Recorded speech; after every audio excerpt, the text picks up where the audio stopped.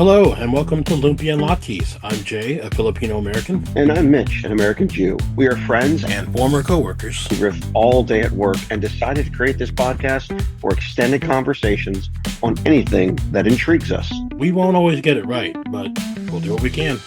Thanks for joining us. This episode... All right, and before we get to our topic of the week, let's just chat, man. It's been a while, right? We haven't had a real just honest to goodness chat, and then my dog wants to chat too. Apparently she does. Tell her to sit and really stay, does. and everything will be fine. Yeah, maybe. So one of the new things that's happened, man, Jay, you got yourself, and I this is one of the things I want to talk about. Mm-hmm. You've got yourself a new job. Yeah, I got out, man. I got out of the company that was killing me. Happy. Yeah. I'm so happy for you. Well, It was killing you, but it wasn't killing you because you were doing damn good at your job. Okay? Oh, yeah. No, I was doing good, but not without a lot of effort. Right. Yeah. Well, wasn't a lot of effort, really, to be one of the top technicians in your job. It was a lot of effort to not just scream all the time when stupid crap was happening that I had made aware for several people, and nothing was done. Right, exactly. Yeah. You know of indecencies that have taken place within the company. Yeah. You let the powers that be know. Yeah. Those people then turned it over to their bosses, and nothing was ever done. Nothing was done. And it's stuff that happened there for years, unfortunately. Yeah, it's real unfortunate. Yep. But you know what? It's okay. Yeah. And I hold out hope for the people that are left in that company, the people that have been on this podcast, who are still in that company. Hey, you guys keep going on, and be strong. Hopefully you find a way out. Also, I've already told them, hey, if I like my company enough, and you guys still are looking for something else, I'll refer you. Why not? Yeah, absolutely. I'm the same way, guys. Yeah. Offer stands as well. And believe me, David reached out to me as well. He wanted to see if there was any openings in my area for a family member of his because he was trying to help him out. Yeah, unfortunately, it's kind of hit or miss with my area right now. Yeah, we've got a lot of veterans in here, and then there's a couple of newer guys like myself and one other person. Yeah, and it's most of the guys that are here are just veterans, and they're not going anywhere anytime soon. They seem to want to stay for another 10 years, and I'm looking at them going, you've got maybe 5 years left, if that in you, 4 years left, a couple years, you're out of here, man. And they're like, nah, dude, I'll be here for another 10. And I'm going, if you want to work into your 70s, be my guest, okay? My dad did it, go for it. Yeah. Well, I mean, at this rate, though, with how Social Security is, kind of drying up, it's like you kind of have to, At this point, that's true. Yeah, it's getting tough. But, that's true. That's very true. But that's a different topic in and of itself. That's right. And that's as political as we're going to get, folks. That's all we're going to go. Yeah, that's all we're going to. That's as far as we're going. That's it. Yeah. So, if you want political talk, go somewhere else. That's right. So, but yeah, man, you're out. I'm happy for you. You started your new job today. On to bigger and brighter things, man. I can't say enough about how excited I am for you. Yeah, I'm excited too. I think it's a good change. Good work on that. Yeah, I think it's a good change, and so far, of what I've experienced, it's only been one day. I have a lot of good experiences so far, and I think it's gonna. It looks bright. It looks promising. Yeah, I can see clearly now. The rain is gone. Where's Lorraine? Lorraine. Wow. Hey, Lorraine. I had a girl that I knew that was her name was Lorraine. I knew her and her husband, but that was a long time ago. Well, my girl likes to party all the time. Party all the time. Yep. That's right. Yeah. As I was leaving, you like when you left, and then you left, and what? Gerald left, and so did David at the same time. No, David left. David left about 6 months later. Yeah, about 6 months later. You and Gerald left, and so did Mike. Right. Yep. So you guys all left, and you guys had the going away thing, and that was cool. For mine, it didn't pan out. I think they're still trying to work around it because, it was just busy, and also I was on vacation, so they didn't have I told them they could reach out to me, but I was on vacation, so they. And then it got busy with calls because it's not that many people left now in that area.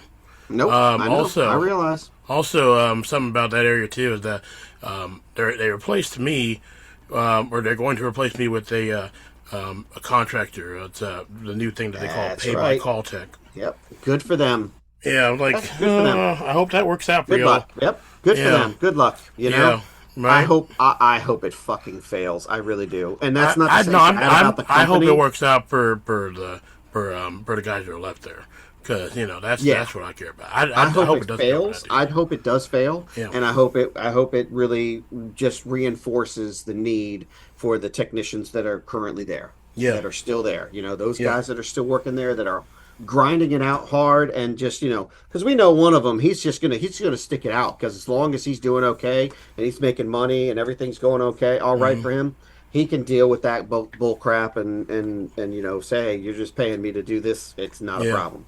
Then you got one that's just doing it for his family and just keeps on grinding it out, and it doesn't bother him as well. You got another one who's there pretty much, not much time left for him. He's biding his time until he finishes school.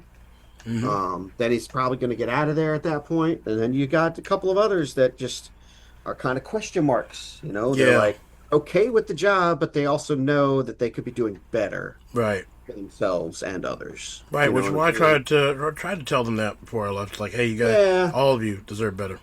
I did the same thing, Jay. I did the same thing. Okay, but you can only tell people so much. You can't force them to do it. Oh, of course not. Of course not. What it is. And besides, moving the thinning, you kind of call it thinning of the herd, if you will. The thinning of the herd will also bring out leaders and others. You know what I'm saying? Yeah, it can do that. Yeah. It can bring out some positive vibes, and I wish nothing but the best for them all. I really do, with the exception of one, and I'm not going to say who that one is. Yeah, but anybody's listening knows who it is. I mean, as far as like if you know where we came from, and all our coworkers now, they know who we're talking about. That's right. That's right. Anyway, moving on to bigger and better things. Yeah, past that. Oops, I dropped my phone.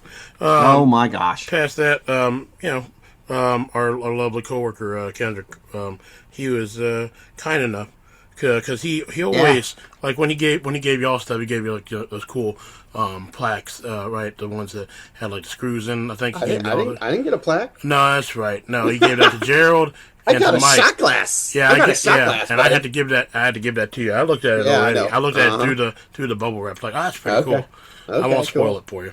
Okay, that's good. Yeah, but then for me, he gave me a plaque as well. But this one's like, I feel like he got it done through like a plaque shop or something. No, he did that himself. He made it himself? I guarantee you he did it himself. Maybe. It looks different from the ones that he made for those guys. That's all I'm saying. He's gotten better, man. He's worked on his craft. Come on, man. If he has, like it looks professional. Not to say that the other ones weren't professional. Dude, this one looks like next level. I have seen his progression. Yeah. If he did this, which I truly think he did, and I've seen it. I've zoomed at it up close and everything. I think he did that himself. If that is indeed his, he has turned himself around with his woodworking skills. Yeah, and it is amazing what he is doing. It's pretty cool. Right now. Yeah, and it says my name on it, and it says the Golden Hammer. Which if you know anything about the company, if you know the company, there's a lot of stuff you're gonna have to know. If you know the company that Mitch and I worked for, and you know the recognition program that they had in that company, it makes sense. The Golden Hammer is an inside joke. It's pretty good. It's good. It wasn't even supposed to do that. He was like, what do they call that thing? What do they call that? It's like the blah blah blah, and he was like, "Oh, I messed up." Like, shit. That's right. Well, let's just put it this way: it was a different tool. It was a golden tool, and Kendrick didn't make the tool from the company. He made a different tool. He made the Golden Hammer. That's right. So it's a great play on words. It's lovely. It was accidental, but it's funny. It kind of works. Oh, it's so accidental, but it's. I think he did it intentionally. Yeah. I did. I think he was like, "Oh, what was it? Oh, yeah, whatever." I think he did that as to be funny, and it's great. It really is. It's good. A great guy. I thank you, Kendrick, and again, all those guys. If you're listening, I appreciate you. Thank you for all the years of support and guidance and your friendship and continued friendship. I hope. I gave them all my the ones that I thought, I was really going to keep in touch with because, the ones I wouldn't give it to. I gave him my personal self. I'm like, Of course. Wait a minute. Kendrick never had your personal cell up until now? He never did. Wow, I don't feel think he ever privileged. did. I feel privileged, man. Shit. Yeah. Because, it's, well, I mean, you and I, we made a connection, man.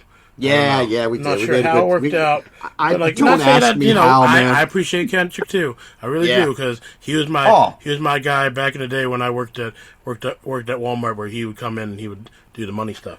So okay, yeah, all right. he was the dude. So I knew him for a while too, but I don't know. I just cool. never thought to give him my personal cell because we were still working together, right? Right. So you had your work numbers together. What's the big that's deal? probably why. Yeah, he was your work buddy. Yeah, exactly. Yeah. Like you would call in and you'd be like, "Oh, you're on with Kendrick?" Yeah, okay.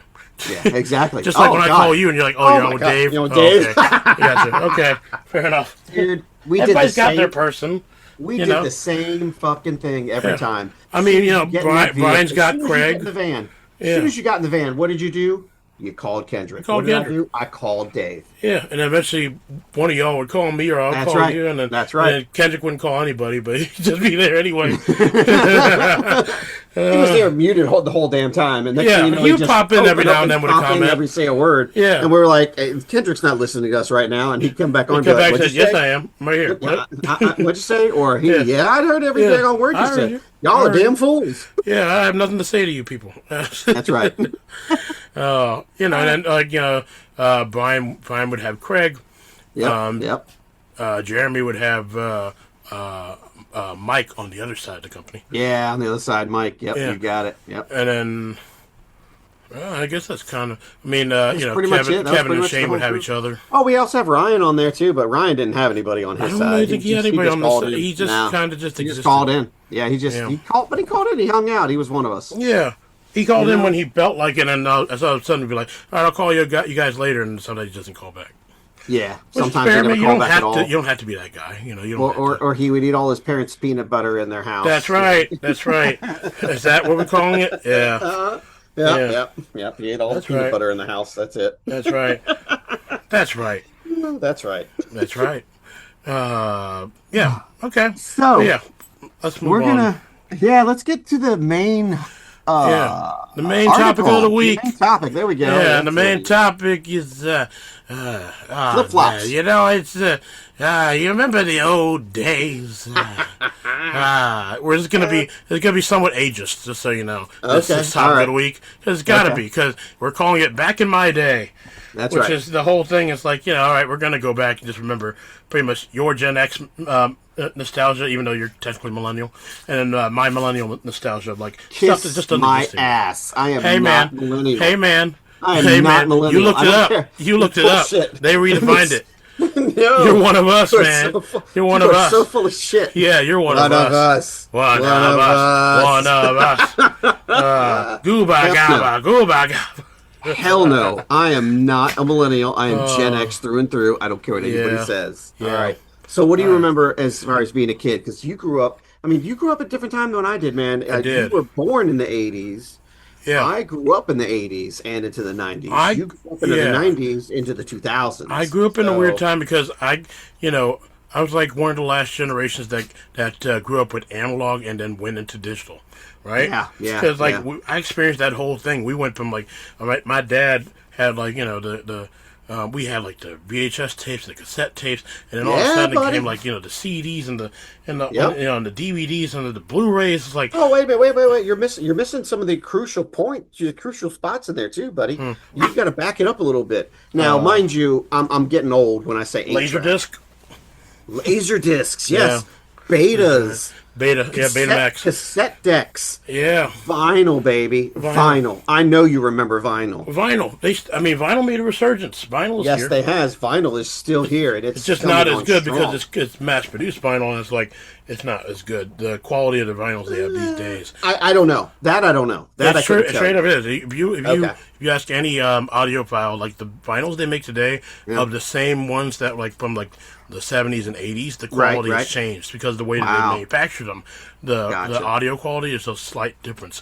Like, when you play an old vinyl, you hear like the cracks and the little the little static and whatnot, the pops and the needle, right? You hear that all that stuff. Yep, you do. With the new ones, it's just the way they produce them. You just don't get that same quality. It's a difference. I see. Yeah, I see. It's a difference. Okay. And people say that sound is like not, it's not the clearest quality. It's not what they want. They want to hear the music. It's like it's an experience. Having the old vinyl is an experience in and of itself to hear like, the quality of what it was intended to be. What about the TVs, man? The TVs. What about these TVs? Do you remember the big box TV that used to sit on the floor? And it was probably like 24 inches or 26 inches, and it had the speaker on the side of it. It was like this own little console, if you will, and it was just all encapsulated into one. Yeah, we had one of those. My grandparents had one of those, man. They did. They truly did. And then you actually had like the lighter TVs. You could actually pick them up, the big old... Remember the Magnavox TVs and stuff? They had the ones that started coming out with the picture-in-picture and all that shit. The days of like the flat screen look. It's like that was a thing. We didn't have flat screens like today. Back in our day, it was like you had like the flat screen look. It's like a projection television that shoots out just like a CRT, but in the front is flat. And then to make it look even flatter, like back in the day, I knew a couple people that did this where they would cut a hole in their wall and put the whole thing recessed so it actually looks flat, but the whole fucking thing is in the back. Wow, it's like that's a way to do it. Crazy, yeah, that's awesome. Yeah, dedication. Yeah. Those were nice for the time. Those were very nice. They were very nice for the time. It was a great TV, man. Yeah. But I'll tell you, you were spending a pretty penny. I remember that. My dad, at one point, I believe he actually had a THX approved sound system. Oh, yeah. Yeah. That was back in the day, man. That was like awesome. But that was probably in the mid 90s, I'd say, mid to late 90s or so. And man, he had one of those CRT, those big rear projection TVs, if you will. And it was great. It was awesome, listening to Top Gun or, because I know it was like way older, but he loved the introduction of Top Gun. Thought it was the best. Yeah.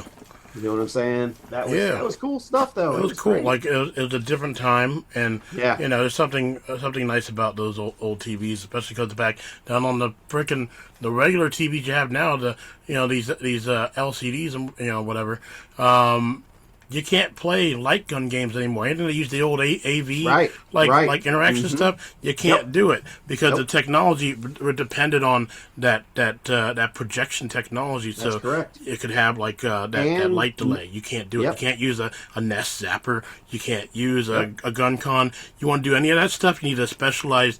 They have light gun games that you can have at home now, but most of them are based off of basically it's a little web camera that's inside the gun that actually sees your TV screen and knows where it is. Like the one that I have is I can't remember the brand, but it puts a white border around it so that way it can look for that border, and then you can still play the old games. Yeah, interesting. That's interesting. Different times. Okay.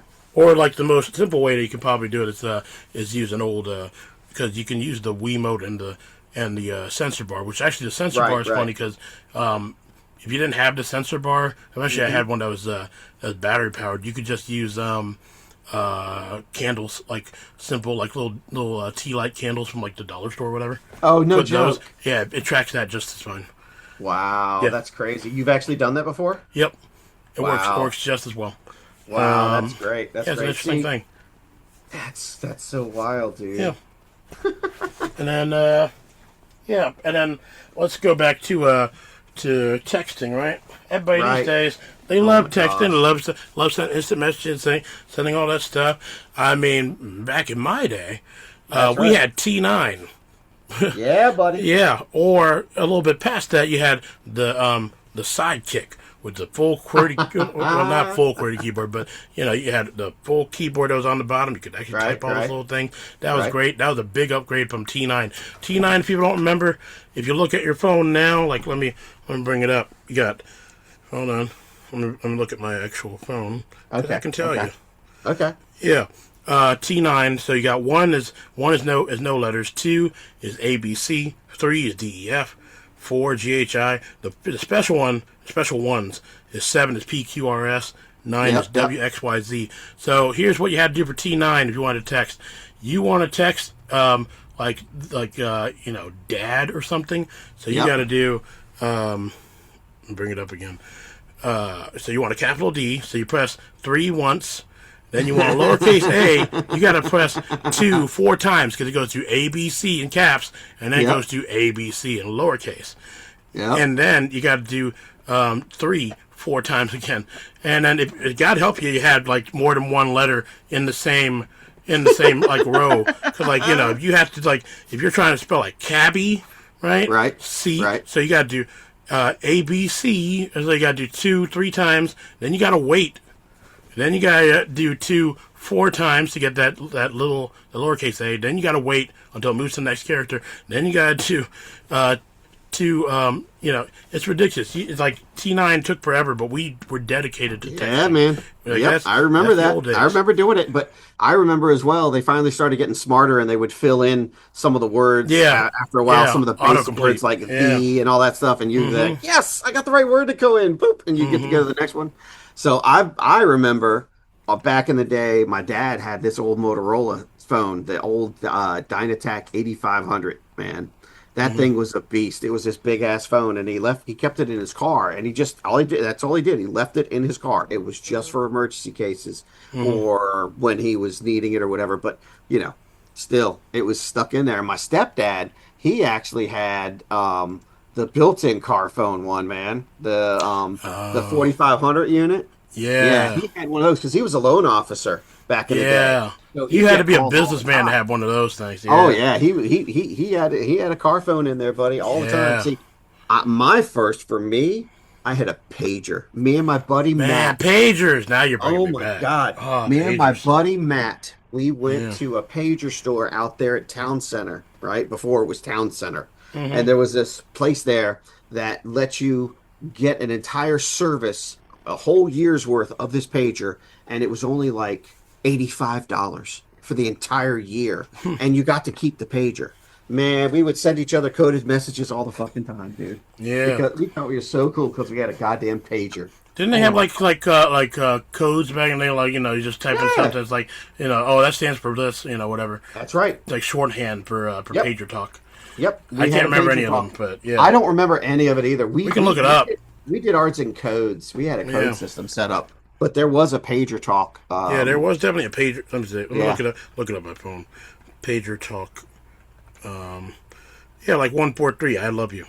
Yep, that's right. 143 was I love you. Yep. That's the only one I looked up.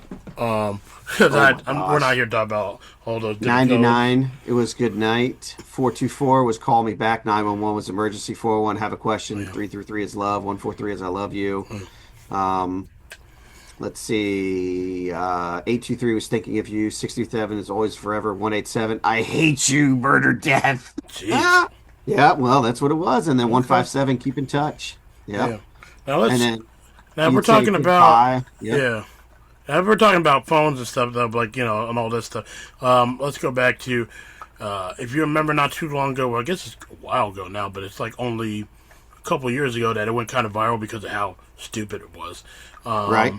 It was Ellen DeGeneres, right? Who was once the queen of nice, right? Yeah. Apparently she's the queen of mean because she's terrible, but that's another story in of itself. But it was this whole segment where you had this like teen or whatever from the audience, and they're trying old technology, and they had a phone book, and the kid didn't know how to use the phone book. The worst part was they had a rotary phone.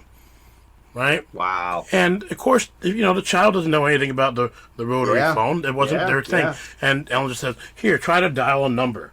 Try to dial some phone number. And then the kid was, trying to push the numbers in and stuff. And she was just laughing at her. It's like, you're laughing at someone because they don't know what technology is? Because they don't know what the technology is. That's terrible. They don't. I get it. I understand what she's trying to do, but it's it came across very terrible. Oh, yeah, it did come across very wrong. Yeah. But in that premise of the rotary phone, where do you remember having a rotary phone? Did you ever have one at your house? I did not have a rotary phone. We had one that we just played around with, but it was we never actually used one. Yeah, my grandparents had the rotary phones. Yeah. For many years. Many, many years. I remember my grandparents having the rotary phones. I don't recall having we did have a couple of rotary phones, but they were more for classical nature, if you will. Like we had one on the wall that was a rotary phone, but it Hmm. was a modern rotary phone, if you will. And then we had the rotary phone of Mickey Mouse. Remember the Mickey Mouse statue that Yes. held the phone? We Yeah. had one of those. My stepdad won it, not won it, but got it. We went down. It was 1987. My stepdad and my mom just got married, and they took the kids for their honeymoon to Hmm. Disney World, and it was five of us. And we went to a time. He we They went spent a day perusing a timeshare area to keep on coming back to Disney or whatever. Hmm. The only reason that he did it was because he got a free Mickey Mouse phone. That's the only Yeah. reason why they stood around there. And that's what they had. So we had the Mickey Mouse phone in the house, displayed or whatever, because it was so cool. And then eventually I think it wound up in my room at one point whenever I finally got a room, one of the rooms with the phone line. Yeah. But yeah, man. Yeah, the Mickey Mouse phone. I think we had a goofy one where he was like sleeping and then you picked up the phone and he would like wake up. His eyes would wake up, his eyes Yeah, would I open or think that's whatever. what we Yeah, had. that's Yeah. cool. That's Which, fair. yeah, I mean, those are cool. Yep. Yep. But something else that just crossed my mind because, like, of how old it is. Like, you remember back in the day, Pokemon, right? It's been going on Yeah. forever, and it's Yep. only Uh-huh. recently, spoilers, that Ash, kind of Cash, Yeah. Ash, Ash yeah, Ketchum? Ash Ketchum, like, he actually became, the very best. He became Yep. the dude. Pokemon Like, he Master. finished, Yep. he finished his whole run. It's like, good for him. That's right. Back in the day, Generation 1, there were 151 different Pokemon. That's all you That's had. right. Not That's compared right. to all this stuff today, like Mhm. where they don't even represent like actual animals or stuff. This was like the back in the day where it's like, oh yeah, that's a dog, that's a cat. Oh right. okay, yeah, that's a right. mouse. And I'm That's a like, dragon. that's a dragon. And these days, it's like, oh, that's the concept of life. It's like, what? I don't understand. That one's God. It's like, that one's God? What? Yep, exactly. Oh. I don't understand. Yep. Yeah, and then they had the poker rap, which man, that was great. The poker rap, which was straight up Yep. just like it was straight up. I You had forgot the all one about dude. that. Yeah, you had the one dude who sang, and then it switched to this other guy who just rapped all the names of the Pokemon. It's like okay, like the singer had the easy job. It's like I wanna right. be the best there ever was. And then the other dude like,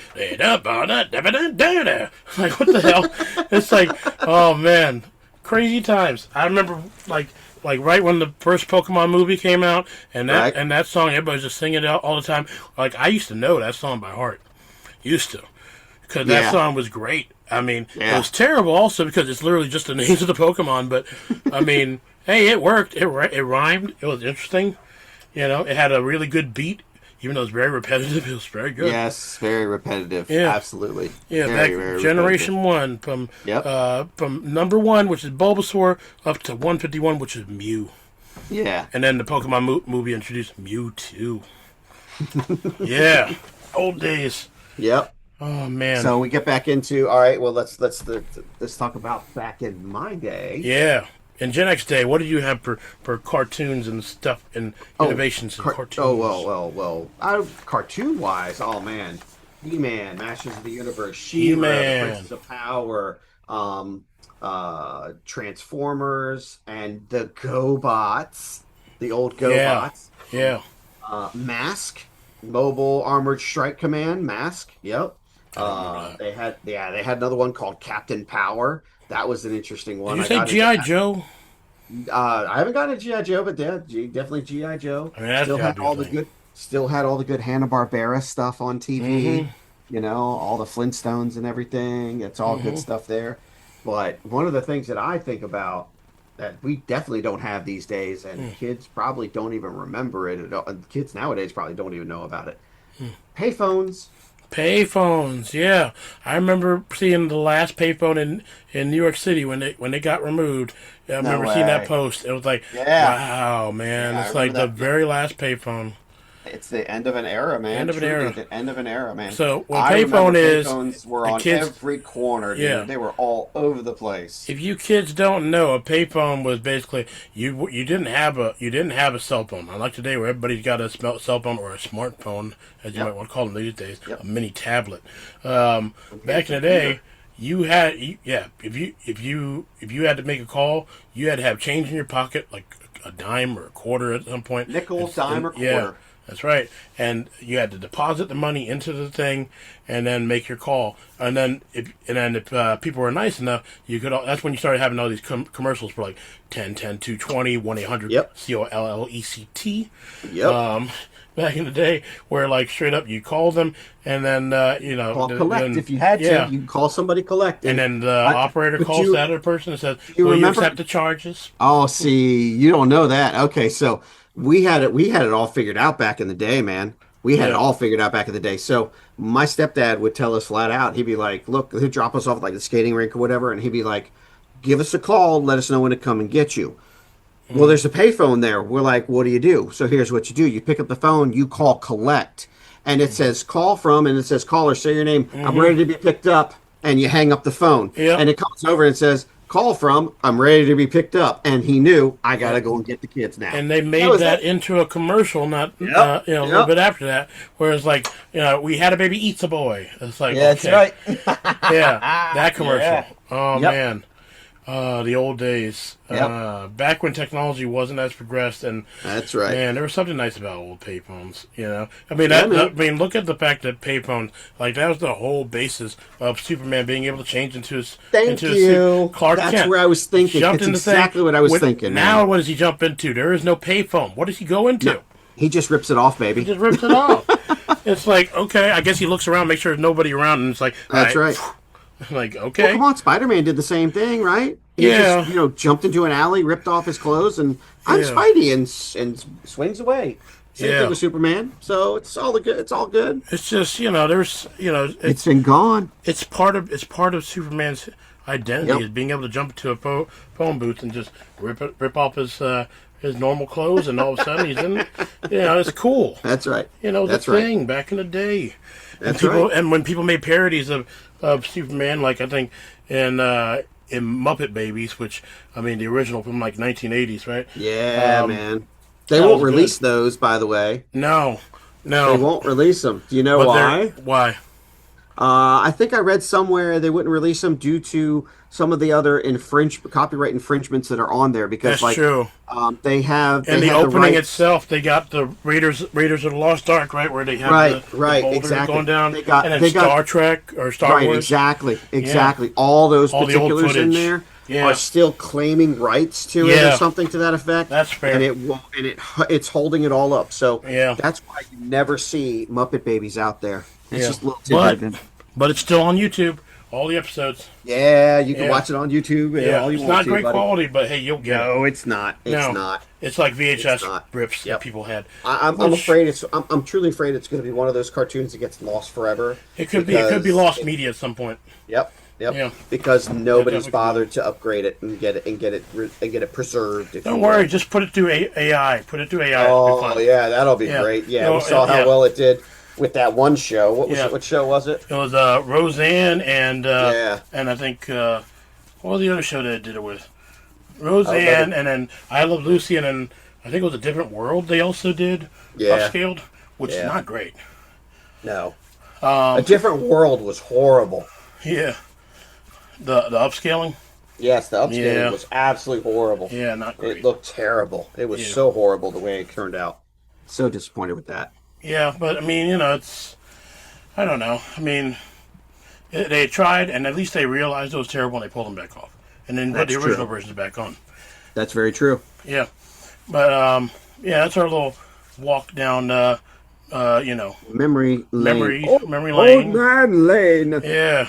Oh, great man, she ain't what she used to be. Ain't what she used to be.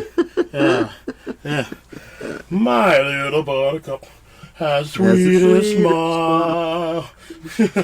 Oh, dear little buttercup, won't you stay a while? Well, Oh, that's another great movie. Oh, That's man. I love, like, that. Like, it was so cool because I don't think, if I remember right, Martin Short had never met, like, the other guys at that point. I don't know. I don't Yeah. believe so. I think I that's don't the believe thing. I so. remember them saying that Chevy like, he didn't Chase meet one of them. and yeah. Yeah.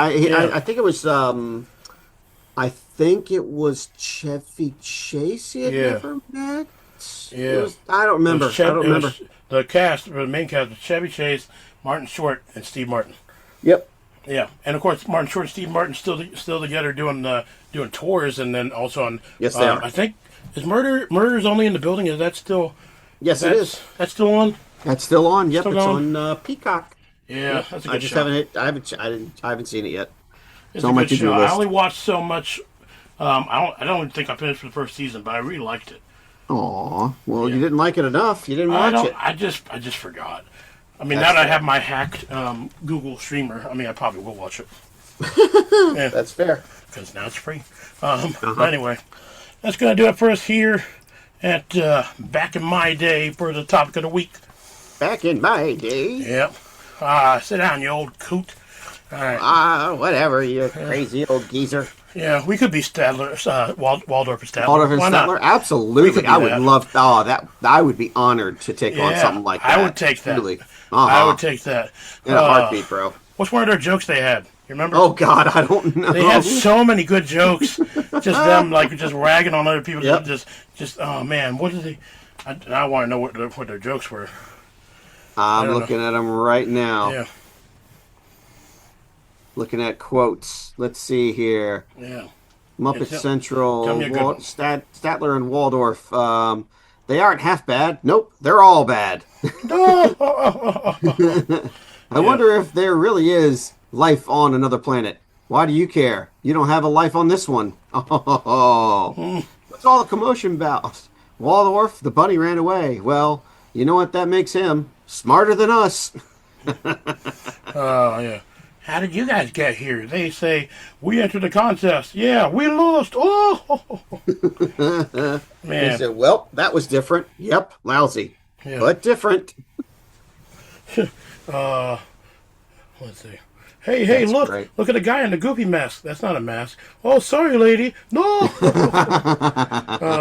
That was from Muppet Vision Theater, the one that they closed down Yep. in Disney, in the Disney park, and people were up in arms. They were like, "What the heck?" That was the last thing that Jim Henson ever worked on personally and voiced, and Yeah. they took it away. Yeah, Sad, man. terrible. Absolutely terrible. Yeah, I heard though Anyway. that they're uploading it to YouTube though, like the original Okay. footage, because I hope they you do. know, yeah, I hope so too, hope they because do. that's the other thing that doesn't exist anymore. The original Jim Henson stuff. I mean, they're still out there. They're but, still like, there. there's a difference. There's still a lot. When It's Jim just Henson passed away, yeah. oh man, what a terrible time for just kids entertainment in general. Yep. And the new one, the new voice now. Did you see the new episode that came out for the Muppet Show? Yeah, the There's Muppet a Show. new I one didn't that watch came it with out. I Sabrina Carpenter. Yeah. Yeah, I watched it. It was it good? pretty good, and Okay. Kermit was okay. Again, I think it was better than before. My son thinks it's worse, but he also grew up on Jim Henson's son doing the voice of Kermit. Yeah. So I grew up on Jim Henson, and I know there's Yeah. a difference.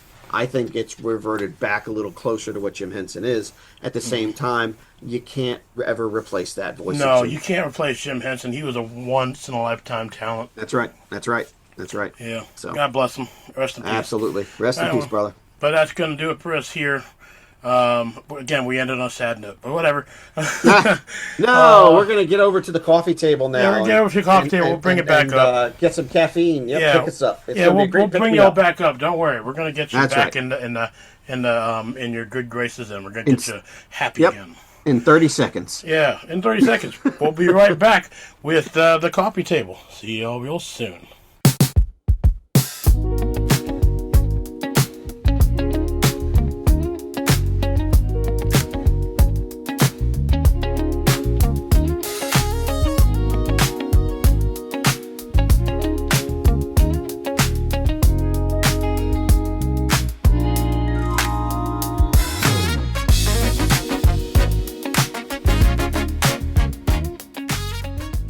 A coffee table book is designed primarily for display and casual perusal, rather than to be read from cover to cover.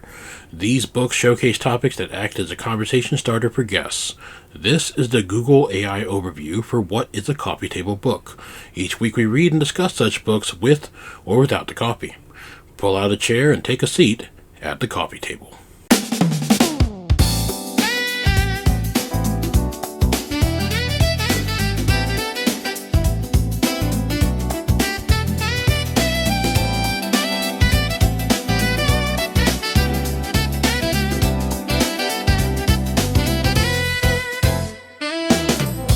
Good morning, everybody. Good morning, Mitch. How you doing? You're on with Lumpy and Lattes here on WKXN. All Well, right. gee, it's very nice to be here, sir. I'm so That's happy right. that I'm here right now. Can I give you a request?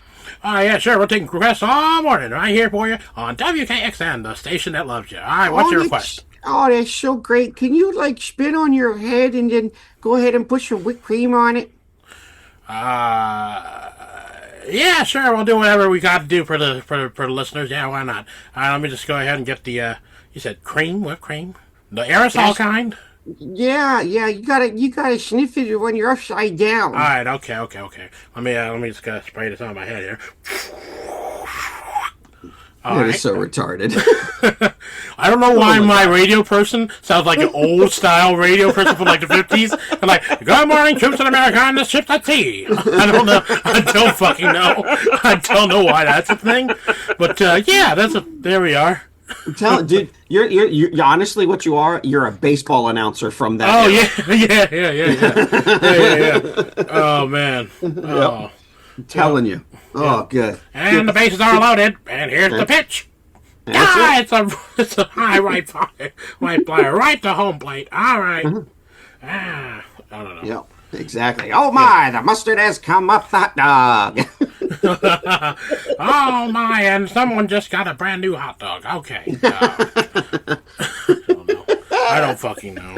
I don't even know anymore. What are we doing? I don't even know. We're doing good morning, sir. Oh, You we obviously sure are. had a We're- good amount of caffeine. That's all I'm Caffeine. saying.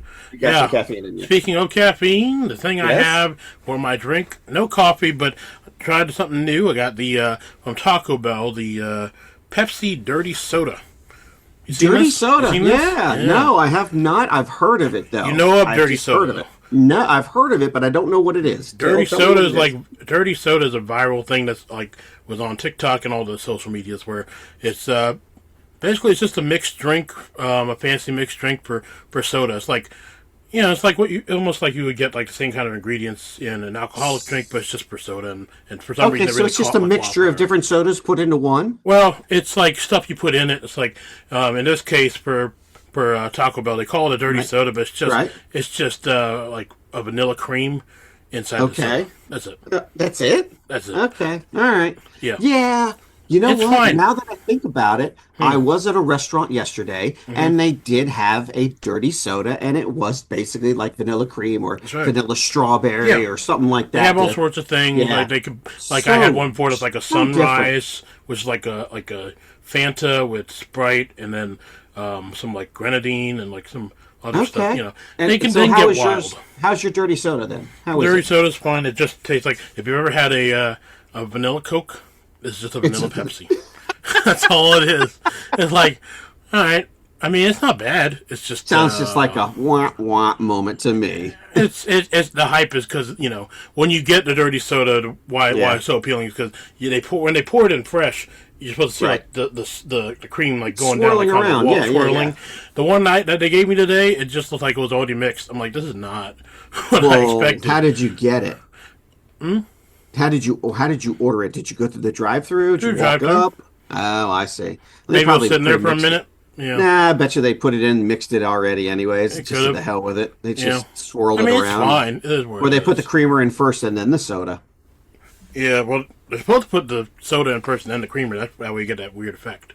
I understand. yeah. But you didn't get that weird effect. No, I which sure is why I didn't. was saying that they Yeah, probably they- put the creamer they in fucked it up. first. They fucked it up. Yeah. I mean, Oh, they are yeah. just getting minimum wage. Are you? Did you send it back? Because it No. was fucked up. Why would I send it back? And like, it's fast food. What do you? Because it if wasn't I- what you expected, young if man. you're expecting like avant-garde, like high class cuisine from a fucking Taco Bell, let me tell you, you're gonna be let down every fucking time. Okay, hey, all the ships at sea. Let me tell you that Taco Bell doesn't have the best food. but I do not believe that I have enough onions in my bean burrito. Excuse me, do you have any Grey Poupon? There No, you go. only some Taco Bell sauce. I guess they'll have to do. Look, it's fine. It's fine. Should everybody try it? Maybe. I don't know. It's fine. You can make I'm it not at big into home. vanilla. Yeah. No. Vanilla is like an acquired taste. Like, well, I mean, not Oh, I acquired like, taste, but you don't have get me wrong, I to. like vanilla. I like vanilla. I mean, if there's Vanilla vanilla in the ice right cream, places is good. perfectly fine. I love can't have it in everything. I love having French vanilla in my coffee. It's delicious. Sure. Which I'm having now this morning. Okay, that's what you have. That's it. Yes. French vanilla and in Just your coffee. basic French vanilla in my regular Maxwell House coffee, sir. Okay. Hey, Yep. somebody actually had coffee for once on this. That's amazing. That's right. never That's really right. happens. It's been a while. Nope, it doesn't. Because No. sometimes we're like licking a stamp or Yeah, grinding up the coffee and then Yeah. snorting it through our nose. I mean, That's right.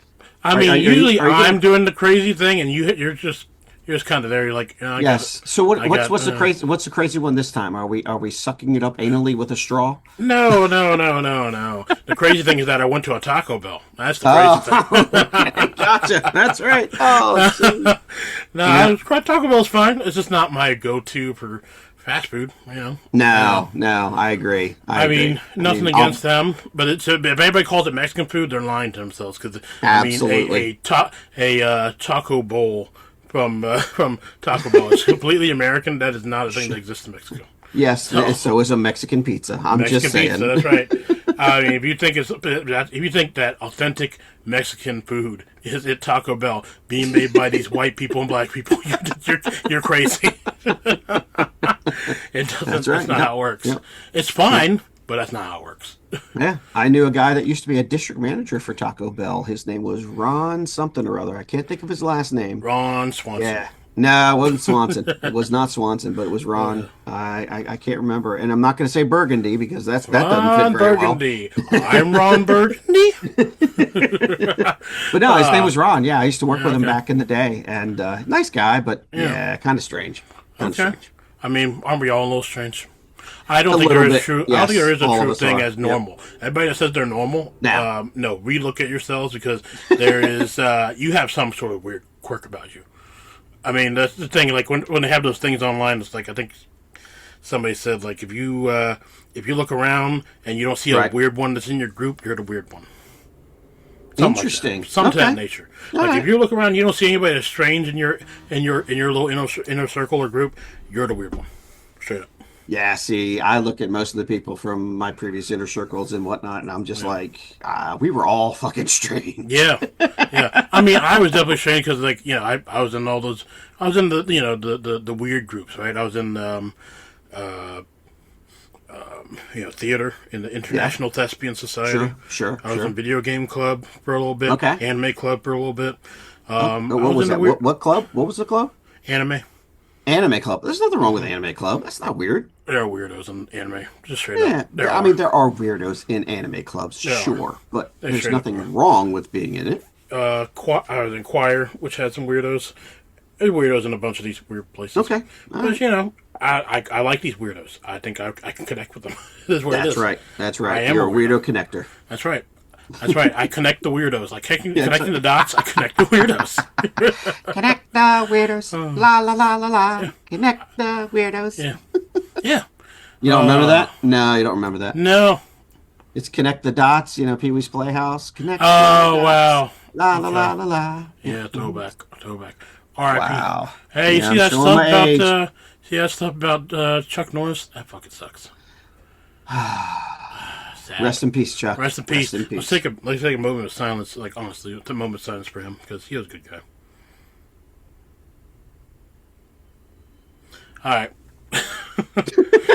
Hey, you know what? We took a little moment. That's fine. That's it. That's perfectly fine. He's a good guy. And then, He'll be missed. yeah. And then also that guy from Buffy the Vampire Slayer who played Xander. Yeah. Yeah, he passed away too. Mm-hmm. I think it was like a day or 2 days after or something like that. Man, it's craziness. Yeah, something like that. I'm not Yeah. quite sure though. But yeah, it was crazy. 2026 Yep. and sucks. Starting off rough, man. Getting bad. And it's only gonna get worse because all these celebrities that we know, like the ones that have made a bunch of the stuff that we've watched, Yeah. they're all getting older. It is what it is. It's the one thing we can't beat. Time. Time. Yeah. Yep. Unless time travel exists. But anyway. So speaking of time travel, sir, Yeah. we have our new next episode of Unsolved Conspiracies with the Coffee right. Table. And It you is. can help solve the mystery. That's right. Thank you, Robert Ludlum or something. Robert Isn't that who it was? Stack. Robert Stack. Yes, Yeah, yes, Robert Stack. Plots and Deceptions That Have Puzzled the Greatest Minds by Mr. Bill Price. Bill Cosby. This one, yeah, no.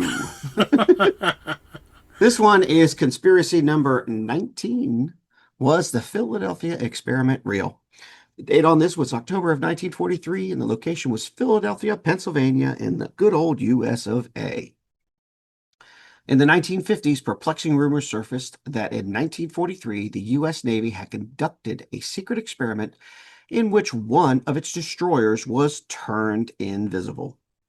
Numerous different stories about what happened in the Philadelphia Navy Yard, some more credible than others, have circulated over the years. As far as it is possible to tell, the origin of the rumors can be traced back to letters written in 1955 by Carl M. Allen under the name Carlos Miguel Allende to Morris K. Jessup, who had recently published a book entitled The Case for the UFO.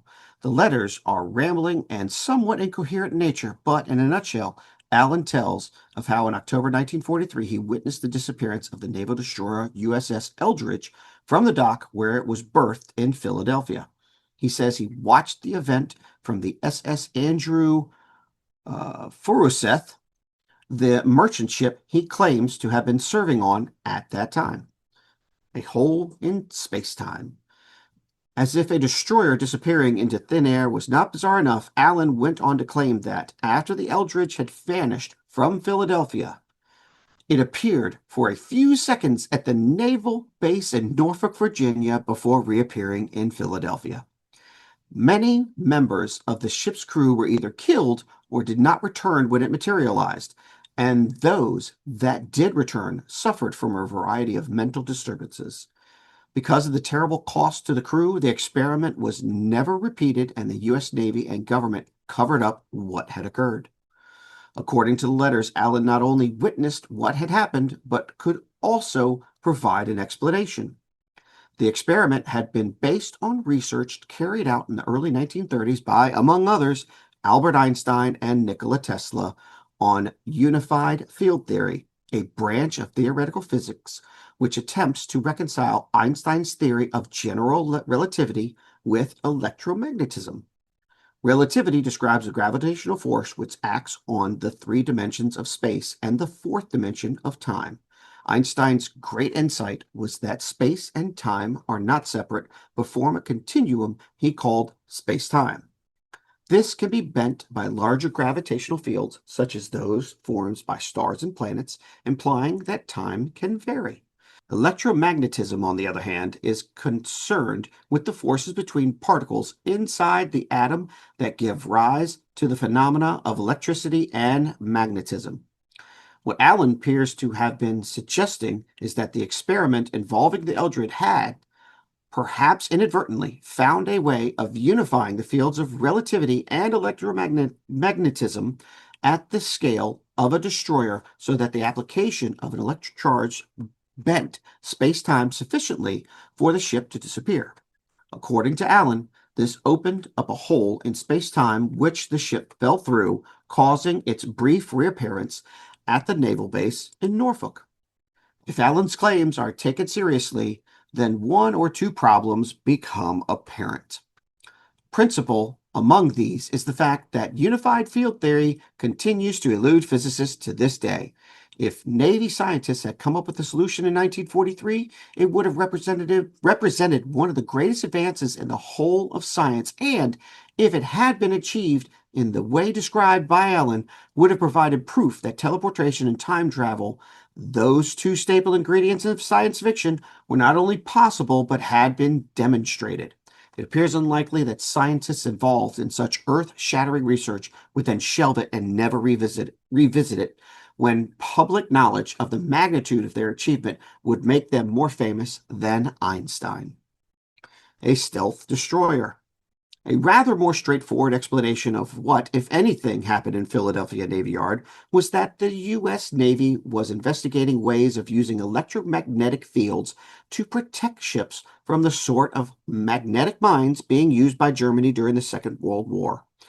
By 1943, considerable success had been made in reducing the vulnerability of ships to such mines in a process known as degaussing, which involved using electric charges to reduce the disturbance to the Earth's magnetic field caused by a ship so that it would not set off a mine. Another possibility is that the Navy was conducting experiments into cloaking, in which scientists were attempting to use an electromagnetic field to make ships invisible to enemy radar in a similar way to how stealth technology is used today. Such research would obviously be top secret, but it is not difficult to imagine rumors of attempts to make ships invisible to radar spreading and being adapted in the retelling to suggest the purpose was to make the ships invisible to the eye. The Navy has always denied that any such research took place in Philadelphia, but then again, they would say that, wouldn't they? Yeah, they would. I mean, it's hard to put all your trust in government because, they do a lot of shady shit.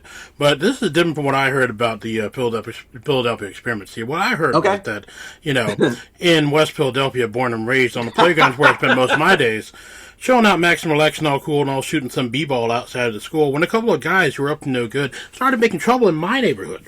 I got in one little fight, and my mom got scared. She said, "You're moving with your auntie and uncle in Bel Air." Yeah. Yeah. I whistled for a cab, and when it came near, the license plate said Fresh and it had dice in the mirror. If anything, I could say that this cab was rare, but I thought, not forget it. Yo, home's to Bel Air. I pulled up to a house about 7 or 8, and he held to the cabbie. Yo, home, smell you later. I looked at my kingdom. I was finally there to sit on my throne at the Prince of Bel Air. Yep. Sure. Isn't that amazing? No, that's not. That's not a Philadelphia experiment. Okay, well. No, that wasn't the Philadelphia experiment. All right. Well, okay. I mean, I never heard this. And Will version. Smith certainly wasn't involved with the Philadelphia. How do we know? How do we know? At some point before he did the slap, he had one of the biggest respect and admiration in the business because Will Smith, he bought himself up by his bootstraps, and everybody loved him. Men in Black. This has nothing to do with Philadelphia experiment. No, you're so segueing off on the wrong foot here, but that's fine. Yeah, you're way off base. It's all the good. only thing I can say about the actual Philadelphia experiment is that another alternate theory to what happened is that it never happened because, there's no proof. There's no actual evidence that there's nothing that actually showed that he was a U.S. Merchant Marine, or even that the SS Andrew Peruseth was anywhere near Philadelphia at the time. And then also, apparently, there's a movie called The Philadelphia Experiment that's right. Is based off of a science novel that's based on that story of the Eldridge, but obviously it takes liberties because it's yes, it does. But I didn't know there was a movie about it. I had no idea. There's a movie called The Philadelphia Experiment. Yeah, I've never seen it either. Okay. No, I've never seen it. Maybe we should watch that. Maybe so. Maybe we should check that out. I don't know. Yeah, might some we both haven't seen. That could be for the next. There you go. If we can find it. Well, the thing is, you have to be able to find it. I'm sure we'll be able to find it somewhere. In one of the streaming services, maybe. Yeah, maybe so. Somebody might have it. We'll see how it goes. I don't know. Yeah, but I mean, look. I remember watching old World War II stuff, and I remember watching some conspiracy stuff as well. I kind of loosely remember a little bit, like my stepdaddy was big into World War II and things like that. So I remember having a conversation about him with him about this a little bit, and especially when he talked about it showing up in Norfolk or whatever. But it's all hokum. It's all pure hokum. It is. It's all made up. Now, the Philadelphia experiment, I do believe, or it sounds even more plausible in regards to the ships, because I do remember watching documentaries about the magnetic mines that Germany was putting out in the sea or whatever, and the ships were getting hit by them, and they started using the degaussing effect to be able to have that, to be able to repel the mines, if you will, or try to sweep them away. And it was pretty effective. It was a pretty effective method. So that was totally true.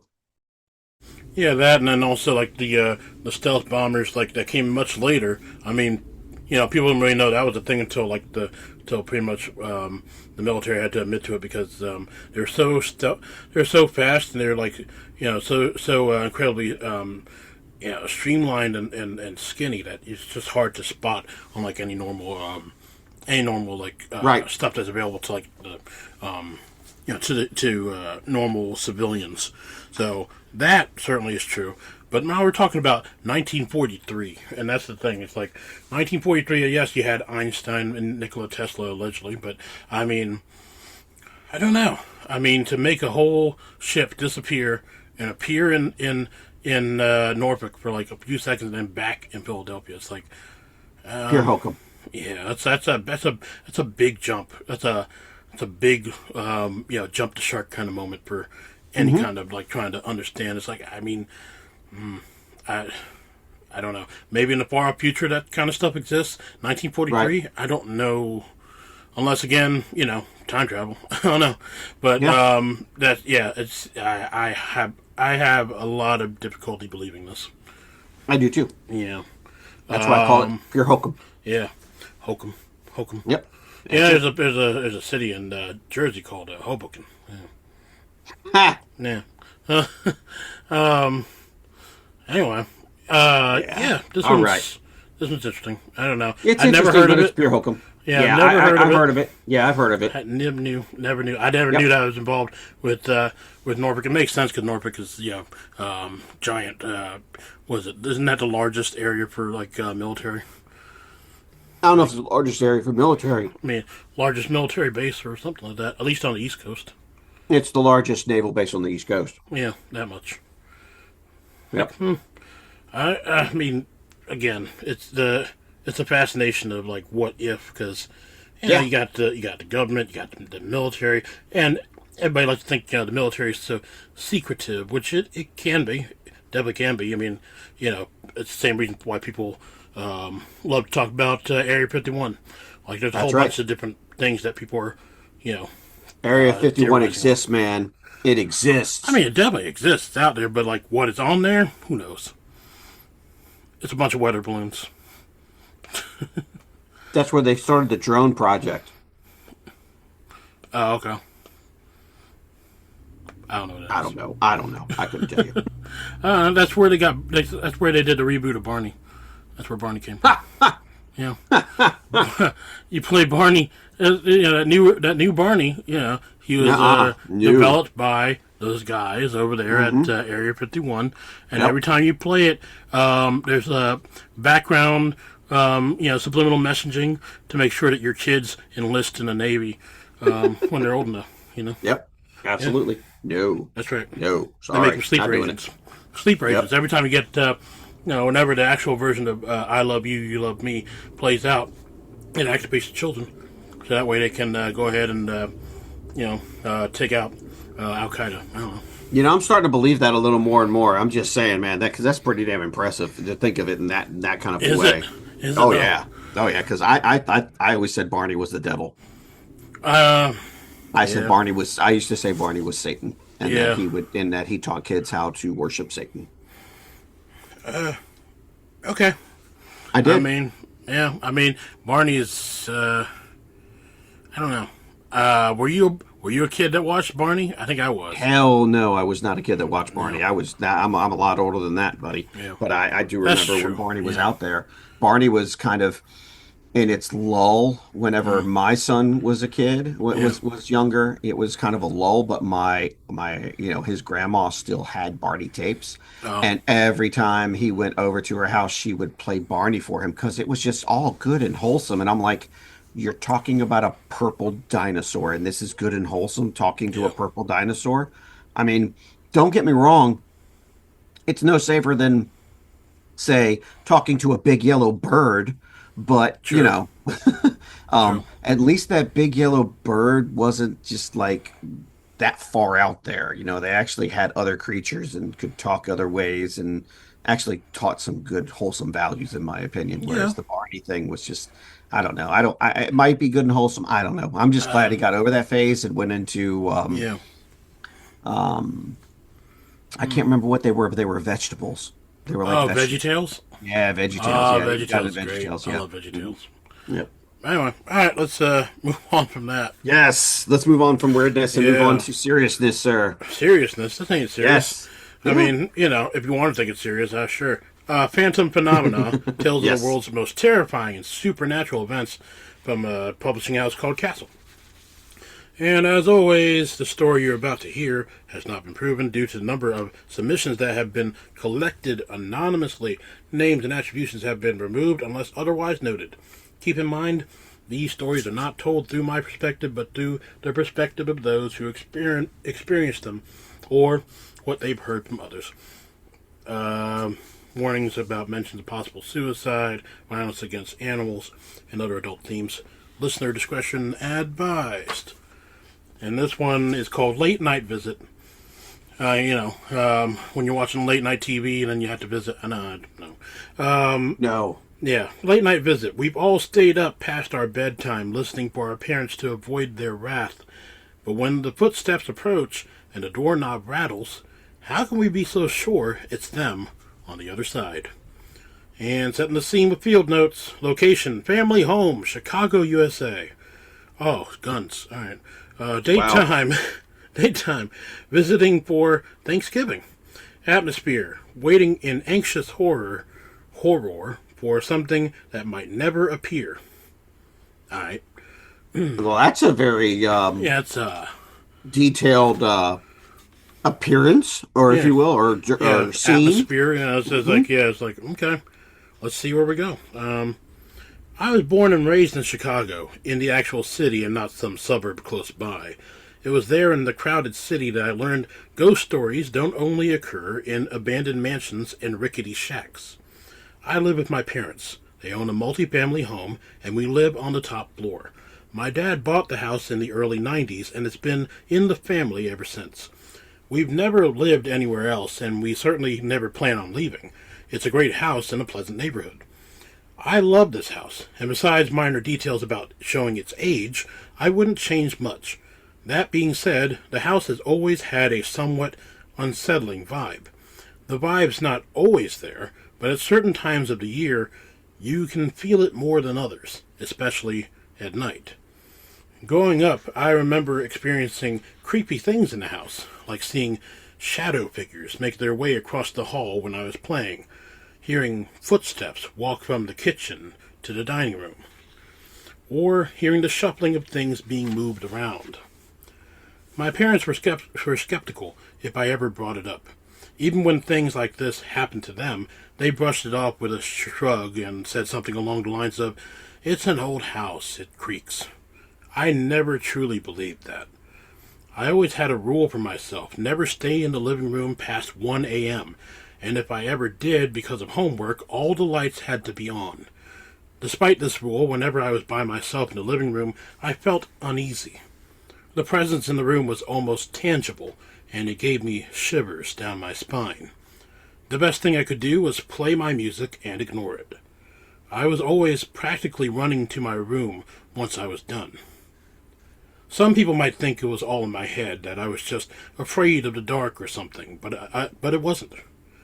When I left for college, that feeling of something watching me was never there in my dorm room or in my apartment when I eventually began to rent. It was only ever there when I was in my parents' house. It wasn't until what happened when I came from college for Thanksgiving that my mom finally believed something was off in the house. Everything was fine until the third night of my stay. I had the habit of staying up late at night watching Netflix, and that night was no different. Normally, I never closed my door. I kept it slightly open to let the room breathe. On this night, though, I closed the door and locked it. My parents had done the same. They always did. It was sometime around 2 or 3 in the morning that I heard my parents' doorknob jiggle. My parents still had one of the old doors that came with the house, and the doorknob was made of heavy glass. Because it was an old door with a heavy knob, it would creak loudly when opened and closed. It was practically impossible to make the door quieter. As soon as I heard the all-too-familiar sound of the glass knob turning, my heart sank. I instantly knew that I was about to face some serious trouble. Crap, I thought. My mom was probably coming here to yell at me to go to bed.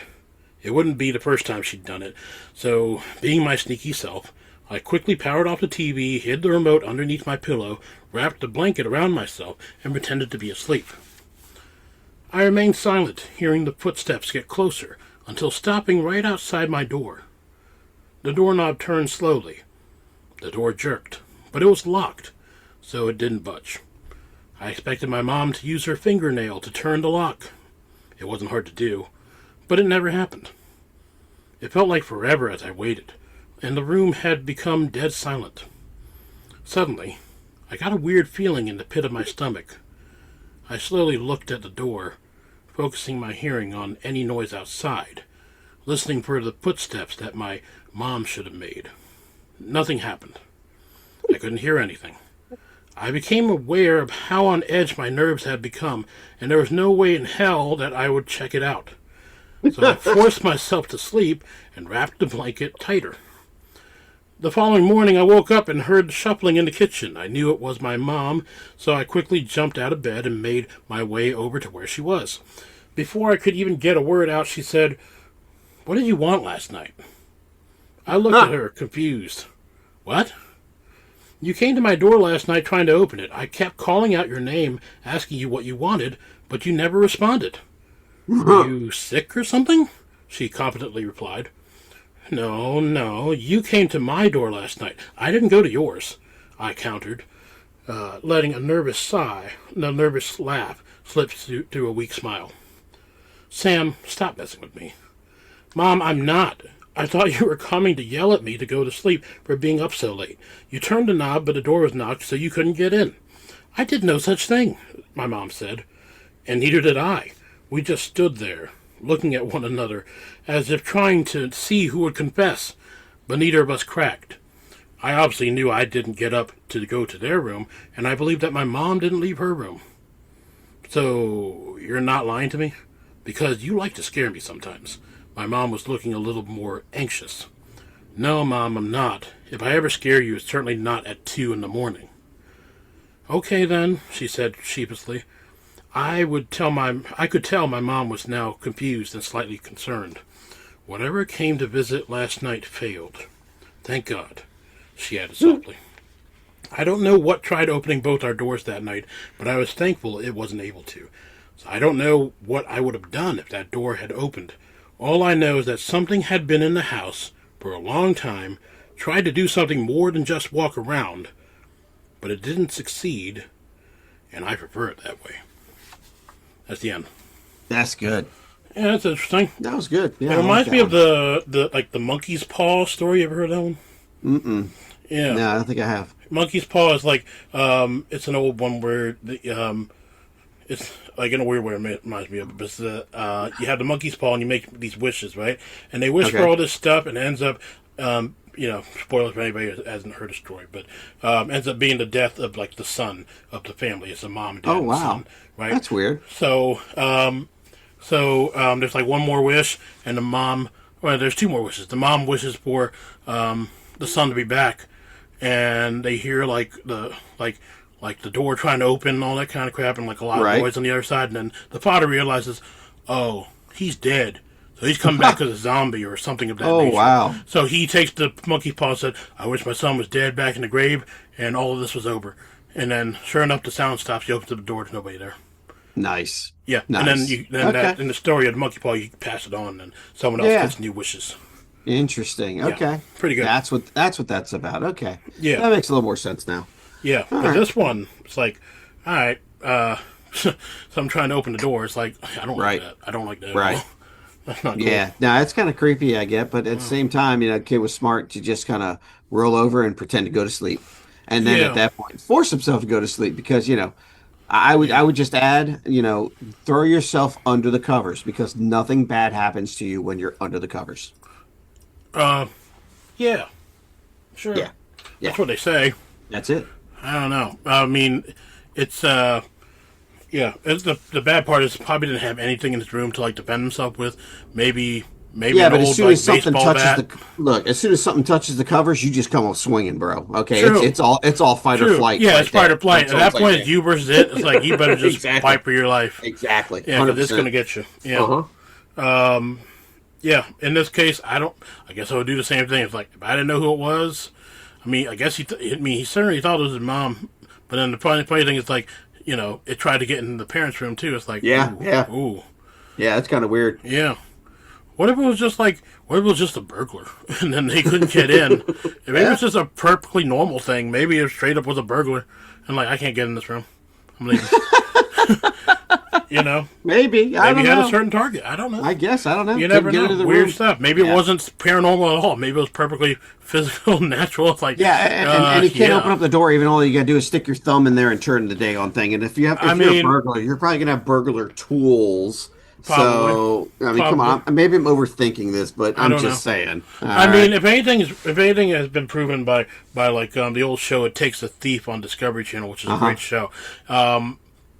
Usually crimes that are done, especially for like theft and that kind of stuff, it's all about crimes of opportunity and looking to see when people have like weaknesses as far as like what goes on. So if someone even finds like the slightest inconvenience as a criminal, they're not going to go for you because it's too hard of a target.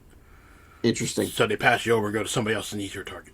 Because they don't want to deal with all that crap. They don't want to have to like everybody else, they want instant gratification. They don't want to have to... It's all about opportunity. Yeah, it's all about opportunity. It's all about doing it in the moment. Which is an interesting thing. If anybody can ever find that old show, It Takes a Thief from Discovery Channel, very good show. Okay. You ever seen that show? No, I haven't. I'm going to have to watch it now. Thanks a lot, Jay. Appreciate it. Yeah, it's very good. It's these guys. It's like, they're like one was like a professional criminal, and like back in the day before he turned to police work, and the other one is also a policeman who used to be a college professor.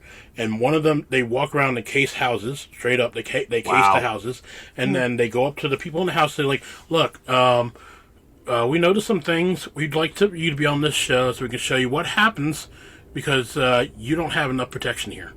Like, gotcha. Oh, okay. So then they set up a whole fake burglary, and they have the guy used to be a criminal breaks in the house. After doing the casing of the houses, he breaks in while the family's watching on like surveillance camera, like system is up, and then the guy's explaining, like the other guy, he's explaining to like, see, this is where the problem is, here, and this guy's just going through just trashing the house, like turning over stuff, getting like the passports and all this stuff. It's like, God. And then after that, then they clean up, and then they show them, okay, here's what we're going to do, and they give them a whole makeover as far as like giving them new security stuff. So they sure. One of the biggest things they would do, which I think people still know today, is you take longer screws, take very long screws, put them in your deadbolt on your door, because that will stop the attackers from being able to get through. Because you got to check your strike plates on your doors for your main entryways. Okay. Because usually the contractors will use short screws, and that's what allows people to break in and kick the door down. You have a longer screw that goes into the wood. Into the wood. Yeah. It won't happen. Interesting. That's interesting. Yeah, that's a very cool thing. It's a good show. Okay. Yeah. It has nothing to do with what the story is, but yeah. There is one other thing on here, but I mean, let's see here. Yeah. I don't know. There's talking about like some sort of a 3,500-year-old Babylonian clay tablet shows a bearded spirit being guided to the afterlife by a companion. Okay. I don't know what that has to do with anything, but I guess just to have something to do with ghosts. Anyway. But that's going to do it for this coffee table. We're out of coffee, or you're out of coffee. I'm out of my. Yeah, I'm all out, man. I'm out of my dirty Pepsi. And, all right. When we come back, because the planes won't stop. When we come back, it'll be time for this you call news. That's right. That's the thing. All right. That's it. All right. You got the thing. Boy.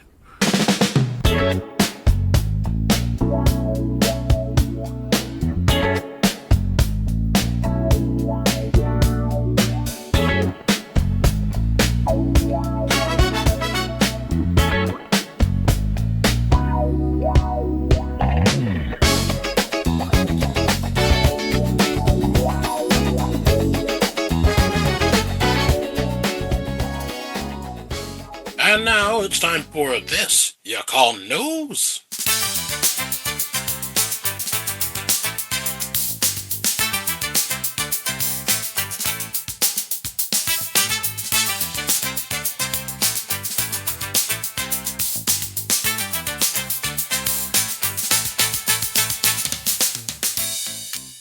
And now, with our article, For this you call news with the wonderful Lumpia Latkes, we have Mr. Latke himself.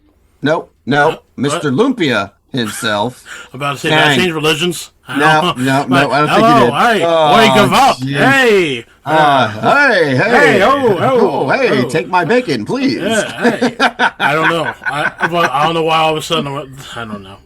I apologize for the stereotype. But anyway, Jay, tell us the damn article. Okay. All right. Well, the article I fucked it up. from. It's fine. It's fine. The article's from Newsweek, and it's interesting because this is a woman from Coldplay Kiss Cam scandal. Gives unexpected update. We're back with Coldplay and a Kiss Cam. No. Everybody remembers this couple. Yeah. Who weren't supposed to be a couple. Yeah. Updated March 17, 2026. Here we go. The woman who was caught on the Kiss Cam with her boss at a Coldplay concert last summer has revealed she no longer has a relationship with him. In a new sit-down interview with Oprah Winfrey, Kristen Cabot said her now former boss, Andy Byron, had lied to her. Imagine that. He wasn't the person he represented himself to be to me, and lying is a non-negotiable for me, she told Winfrey, explaining she had cut off contact with Astronomer CEO Byron in the fall. Cabot, who was Astronomer's HR chief, said she thought Byron had ended his relationship with his wife and that the infamous moment at the concert was the first time they had any intimate contact. Byron has not spoken publicly about the incident. What was the viral Coldplay Kiss Cam scandal? The original video posted on TikTok by Grace Springer showed the Cabot and Byron embracing on the Jumbotron at a Coldplay concert in Foxborough, Massachusetts. When they noticed they were on camera, the pair moved out of view, a moment that went viral and prompted commentary from Coldplay frontman Chris Martin. Cabot, who previously said the incident upended her life, told Winfrey that it would not be fair for her to say outright that she felt Byron had lied to her, given what it was like to have her private life in the spotlight. I want to be really careful because the world spoke for me and on my behalf, and I don't want to do that to somebody else and their family, she told Winfrey. Byron was seen in the weeks after the viral moment with his wife, both wearing wedding bands. Okay. I was left holding the bag, and I don't, being the one that was attacked for this, and Byron's remained silent to me. That's not a quality that I would look for in a friend or partner or boss, she said. So we have no relationship now. When did Kristen Cabot and her husband get divorced? In 2025, September 2025, Andrew Cabot, CEO of Privateer Rum, said his separation from Kristen Cabot was private and amicable, and that it had begun several weeks before the viral Coldplay Kiss Cam moment. Kristen told the New York Times at the time that the moment cost her career and subjected her to relentless online abuse. She said she initially withdrew to protect her 2 teenage children and addressed the consequences with her employer and her estranged husband. The scrutiny escalated into doxing, daily harassment, and death threats, she told the Times, adding, "I got 50 or 60 threats, far more than publicly reported." Cabot said she spoke to speak out so her children would understand that mistakes should not carry long-time punishment. When did Andy Byron resign? Byron resigned from his position at Astronomer shortly after the viral moment. Following the incident, Byron's wife, Megan Kerrigan Byron, purportedly changed her Facebook profile name before deactivating the account, which had been inundated by comments regarding the viral footage. Cabot joined Astronomer in November 2024, and Byron had previously commended her for exceptional leadership and deep expertise in the company's official announcements. Speaking to Winfrey, Cabot said she felt the public reaction to the Kiss Cam moment had been disproportionate and unfair, with Byron receiving less scrutiny than she had. I own the poor decision that I made in that moment, and I paid an unimaginable price for that, she said. Man, I had trouble in this one. But anyway. Yeah, that's okay. Yeah. I had trouble announcing this one, so yeah, we're even, right? They were even, yeah. So, okay, so they no longer are together. That's sad. They're no longer together. She's been harassed. It sucks. I mean, that is what happens. Because, I mean, she is an adulterer. So, I mean, what was she expecting? I mean, Yeah, but if she didn't know about it, then, how's that her fault in some ways? Or if he... How is it her fault? She's the one who was sleeping around on her husband. According to according to Mr. Cabot, they were already separated before that happened. Yeah. So... Estranged, but they aren't divorced. Just estranged. Yep. So, I get it. Yeah. She's gonna, unfortunately, getting put on the internet and getting spread badly on the internet can destroy anybody, even us, Jay. True. We could get destroyed, and it could be done. For us. Yeah, for sure. We risk ourselves every time we put an episode out. That's right. 100%. The internet is if anything, it's very cruel. It's cruel. It is very cruel. Mm-hmm. Yeah. It's a very cruel area. Once you get lit up, you're done. Yeah. I mean, you get canceled real quick. Yep. Yep. And it's very difficult, but at the same time, 50, 60 threats, that could be serious stuff, man. I mean, you could That's true. And it could really mess up you or your kids' lives, I mean, it's really crazy that they gave all those, that she had as many threats as she did, because is it really anybody's business? I mean, yeah, it's on the TikTok, but you're going to threaten someone with death threats and whatever because what? Very unfortunate it's very unfortunate that the situation happened. Clearly, two people decided to do something and got caught, if you will, doing something that I guess they weren't supposed to be doing. Happens all the time, man. It happened back in the day whenever, you had your paparazzi going around, they catch people doing stuff that they shouldn't be doing. It happens, when even back in the day, whenever, people were listening to the police, they had police scanners and they were listening to that kind of stuff so they could catch some other people in the act doing some crazy things. And, nowadays anybody can be a reporter. All you need is your phone. You know what I mean? And you can post 100%. Live. So, next thing you know, you're a hit because you caught something. Yeah. And that's the thing, that's the bigger conversation that we had to have about this stuff in general. Because, that's one of the conversations that we need to have in this podcast, because I think I have it in there. It's like we're so connected these days. It's to a detriment to a certain point because of this kind of stuff. Moments that would otherwise be, private are blown up, and yes, she was doing some crazy stuff, but then now because of all that, she got 50 or 60 threats. I'm like, like it's not really anybody else's business. So this is, this really is an issue, and I don't know. I guess Coldplay. I don't know. It wasn't really their fault. They were just at a concert. All I'm saying is that if no one had a smartphone, and this concert took place, and no one had a smartphone there whatsoever, no one would ever know about it. True. I mean, unless there's otherwise someone in their company who was like watching and saw it, or at the concert. Yeah. Yep. That's what I'm saying. At the concert, they had to be in the moment. Yep. And then it would start internally within the office and all that kind of stuff, to the point where one person would probably leave or something to that effect, if that's the worst case scenario, if you will. But it would. Well, we're not supporting what happened with or them being together. No, but at the same time, it's just a issue of like privacy. That's where we're right. Yeah. I think it's overdone. Yeah. And I'm amazed that Oprah, of all people, would want to interview her. I found it interesting.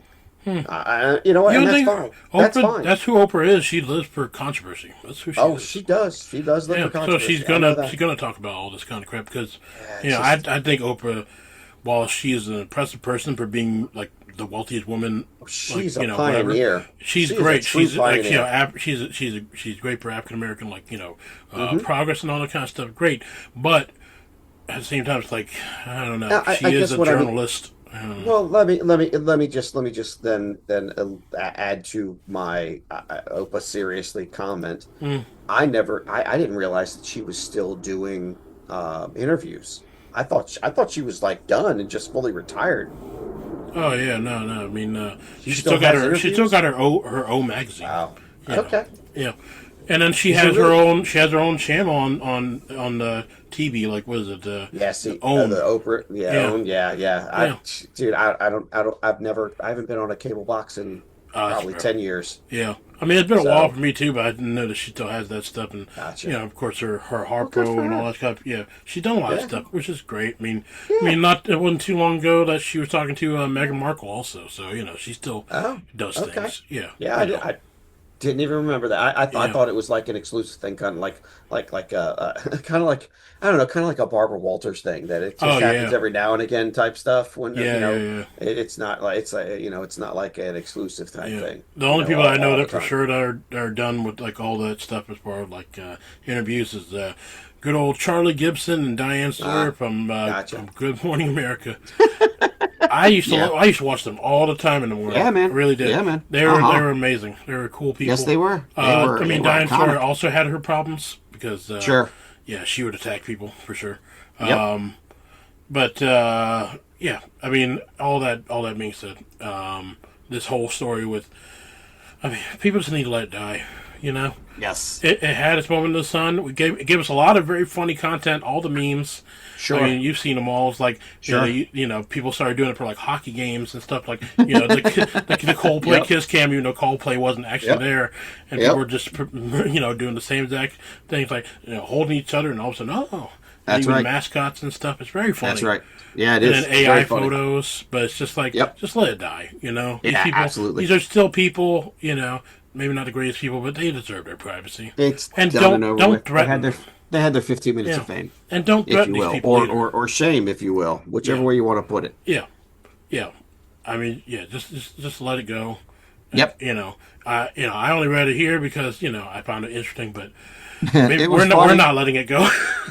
We're not letting it go. No, we're It's not. still kind of funny, but It's at the still same kind of time, funny. It's just I think interesting. I think it's done. I think Yeah, it's done at this I think it's point. had its moment in the sun, like Yep. you said. And I think we should Yep. just everybody just let it go. We're the Yep. last ones who are going to report on it ever. You heard it here first. No No, one else is no. going to do it. It's going to be a 5-year update somewhere. We're going to do a 5-year update, Yeah. man. What All if right. a What, Coldplay what Kiss Cam happened? has baby? Is it the other guys? Who knows? That's No, right. Who not me. knows? Yeah. We're They're not like, trying "We've to been slander these separated for people. years." Not trying to slander these people, but we do, straight up. It's like just let it go. Just let Yep. it go. Amen. Anyway, so let's move on for the story that we're letting go. That'll be online forever. Yep. That's it. We'll never let go. We'll never let go. Let's move on to yours with Mitch. You have another article for us, sir. What do you got? Thank you, Jay. I've got this from CBS News Los Angeles. North Carolina woman sues Dodgers after getting hit in the shoulder by buzzball at game. North Carolina woman has sued the Los Angeles Dodgers for negligence after she suffered an injury when she was hit in the shoulder by a buzzball alcoholic drink container during a game in August 2025. The woman, who is representing herself in the lawsuit, says that the drink, which is sold at the stadium and served in a circular-shaped container, quote, was thrown, dropped, or otherwise propelled from an elevated seating or standing area above, end quote, where she was sitting. She says that it, quote, struck her directly in the shoulder with significant force, end quote. She claims that the impact caused immediate pain, bruising, and swelling, as well as the loss of normal use of her arm, the Los Angeles Superior Court filing says. As a direct lawsuit of the incident, plaintiffs' planned 4-day family vacation to Los Angeles and Disneyland was substantially disrupted and deprived of its intended enjoyment, the lawsuit said. Additionally, she claims that her 2 young children were also at the game, experienced fear, shock, and emotional distress from seeing her injured. Along with negligence, the lawsuit also states that the woman is suing the Dodgers for premises liability because they should have known that serving alcoholic beverages in containers capable of being thrown or falling from elevated areas what created a foreseeable risk of harm to spectators. It also alleges that they failed to take reasonable steps to remedy or warn of the dangerous condition.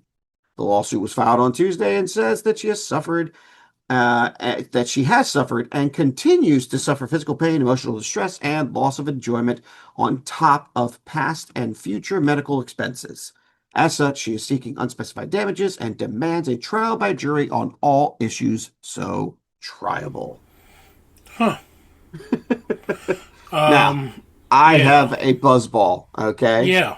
Okay, have you seen the buzzball? Yeah, I've seen it. They sell it at Walmart. They sell it at Kroger. It's just a little circular spear. It has a little top. Yep. Well, and alcohol. So it's a little bit more than that, Jay. I mean, just take a look here. They got a buzzball biggies that I'm looking at right now, which is part of the whole thing here. Right there is another big buzzball biggie, and it's got LA on the back of it. So I mean, it's a good sized ball there. There was another one here that I see one as well. Somebody has, taken a picture of it with their hand, and it's a good size in your hand, buddy. It is. It's a good size at the same time. Are you kidding me? So she's suing the stadium and... That's right, because she can't sue the person that did it. Yeah, because she has no clue who did it. Right. But it's in the stadium, and it's got L.A. written on it, so guess what? I'm going to sue the person that made this and distributed it, which is all L.A. Are you serious? This is ridiculous. You know what, lady, best of luck to you. Honest to goodness, best of luck. Because if that's what you want to do, go ahead and just sue for something like that. This could... I totally understand she was hurt. She was injured. She needs medical attention. And I could honestly see and wouldn't be surprised if LA Dodgers, the organization from that whole thing, would say, "Oh, geez, you know what? We'll pay for the medical expenses for you, man. No problem. In fact, here's a couple of tickets. Have a nice, come on back another time. We're so sorry that happened to you," type thing. Yeah. But to have her turn around and sue them, it's like I just want to know. I just want to know what exactly, to the extent, like she said, immediate pain, fine, bruising, sure, swelling, but then loss of normal use of her arm. It's like I want to know how badly she got injured, because I mean, maybe this is a case of like, people are going to run with this, kind of like we are, and we're going to be like, oh, frivolous lawsuit, blah blah blah blah blah. But then, like, also, people thought the same way about the lady who had the coffee from McDonald's. Like, she couldn't hold her coffee, blah, blah, blah. It's like, I don't know. I'm not sure exactly. Maybe it hit her in such a way that her arm is just broken. I don't know. Okay. I feel bad for her with her injuries, okay? Yeah. And I don't think anybody should suffer from something like that, okay? Right. I believe that medical expenses should be covered by Los Angeles Dodgers to some extent, okay? But for her to be able to sue them, in all fairness, okay, all she says is was thrown, dropped, or otherwise propelled from an elevated seating or standing area above. How do we not know that someone accidentally dropped it and it fell off the edge or whatever it is and hit? How do we know it's not an accident? Regardless, she's like, "Oh my gosh, this thing hurt me. I'm suing the place." When guess what? They didn't cause that to happen. They didn't drop it. It was in a spectator's hands. I don't understand how you can go from it's probably in a spectator's hands or accidentally dropped or intentionally done. How does she know who intentionally did that? She doesn't. So now she's going after the only thing. Well, I think it's more than just that. It's just also like proper, like, because I see a certain side of what she's saying, and that, like, if someone is going to sell something that can be thrown, which anything can be thrown, but especially if it's like spherical in that way, it's like there should be some sort of safeguards, because people are crazy. They get rowdy, especially when they're drinking. People do all sorts of crap, especially if the game is like going the way they don't like. I mean, stuff can happen. There should be certain safeguards in a way, I guess. I kind of see what she's saying, and I kind of see why you would sue, but at the same time, I still think it's stupid. But I could see where she's coming from in a little bit. I don't know. All right, well then, I'll give you a real life scenario then, sir. Okay, SB Ballard Stadium. Do you know SB Ballard Stadium, Jay? I know of that. I know of that company. That's the construction company. But no, I don't know. SB Ballard Stadium is the stadium for the ODU Monarchs. Oh, okay. Okay. I have been there myself. I was there with my sister and her husband, my brother-in-law. We went to a football game. We've actually been to two football games actually this past year. Had a great time. 50-yard line over on the visitor side, of course. But hey, it was still lots of fun. Had a great time doing it. Took our daughter there one game as well. However, my sister bought a Tervis cup Okay. on inside the stadium. Okay. Inside the stadium. Is the stadium now responsible if she's higher up on the thing and she accidentally drops it and calls and knocks somebody else? Does that mean that person has the right to sue the stadium at that point? Again, same no. principle. Same principle. Yeah. No, I'm not. Again, I'm not siding with her. I'm just saying I could see where you could, possibly say something that's weird. Yeah. That's all. It seems very odd to. In no way am I siding with her. I'm not. Well, I'm siding with her in the sympathetic form of the fact that you got injured. You got injured, great, but to make a lawsuit out of it is wrong. Yeah, I think she should just, like you said, I mean, we don't know if she tried to actually go to the LA Dodgers and say like, "Hey, I got injured. Can you at least pay for this?" Something like that. And that's not here. Yeah, we don't know the specifics behind it at all. Yeah, exactly. Yeah, so we'll have to keep abreast of this situation. Right. But yeah, it just it seems right now on the surface it seems very frivolous. Right. To do something like that. Right. So yeah, I gotta call little BS in this right now, but I don't know. There could be some other information that we don't know about that changes the way we feel about this whole situation. Yeah. As of right now, from what I'm reading here, yeah. Come on, man. Yeah, from what is shown here, it doesn't. It sounds like she's really reaching, just trying to make it a bigger thing than what it should be. Absolutely. Yeah. Absolutely. And, it sucks that it happened. Hopefully she did reach out to someone as soon as she got injured, let the stadium personnel know, because there's usually somebody at every section, because if they see something going on, they're going to try and assist and get something taken care of. Because let's face it, there have been incidents in the stands. Heck, look at Foxborough from the article that we just read. What just happened with the Kiss Cam at the Coldplay concert. So there you go. Same thing. Yeah. Still crazy, if you will. Yeah. But again, this one just to me just seems out of left field. Yeah. Oh, there it is. Okay. Yeah, this also reminds me of the other old thing. I think it was a photo where everyone's like trying to dodge out of the way and like cover their faces because a fucking bat came into the stands. That person probably had more of a lawsuit than this person because that straight up is by a player. Yeah, I mean that's with all that force that those guys use. I mean, people don't really think about it, but there's a lot of force on that field when they're like trying to knock those balls out and for that's home runs why. and stuff. And you know what you started seeing when those bats started flying the way they did it. You started seeing nets. Nets started coming up all over the place, man. They did. They came up all over the place. But that's the thing, and that's one of the things that even my father and other people warned me about. Every time you're at a stadium, if you're wherever you're sitting, you had best pay attention because a ball could be coming your way at any point. Oh yeah. And it can happen. I've seen it. Yeah, I was at a like little charity game for like CHKD.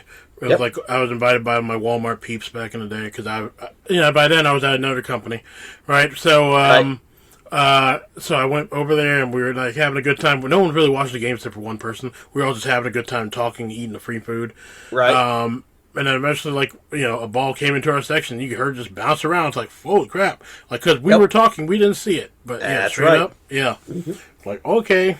But anything can happen. That's for sure. Absolutely, man. And that's one of the things you got to pay at a ball game. You got to pay attention. Somebody needs to really be paying attention, if you will. Yeah, at least one. What? You can get hit and you can get hurt. It can happen. I've seen it happen. We've seen it on TV. It happens, guys. It happens. If something like that happens, I'm pretty sure that there's going to be, again, more than likely. When you purchase the ticket, you waive certain rights as far as that kind of stuff. Hey, you know what? You could get hit by a ball type thing. We're not necessarily going to be responsible, but we're going to at least try and help you out type thing, if you will. And as we've seen, even on TV, someone gets hit by a ball or gets hit by a bat, they get attended to. Yep. So something like this happening where this buzzball gets fallen, Yeah. if somebody sees it happen and other witnesses were there, yeah, that thing just fell Yeah. right out of the sky, just fell right out of the sky. We don't know where it came from. It just, it was right above us, whatever. They're getting attended to. Mm-hmm. They're getting attended to. And if they didn't get attended to, then I call hokum. I really do. If they didn't get attended to and she just kept quiet and decided to sue later, that's being vindictive. That's not how. I don't think that's what happened. Honest to goodness, I don't think so. I truly think that this was treated just like somebody getting hit with a ball. I do. I think something actually happened.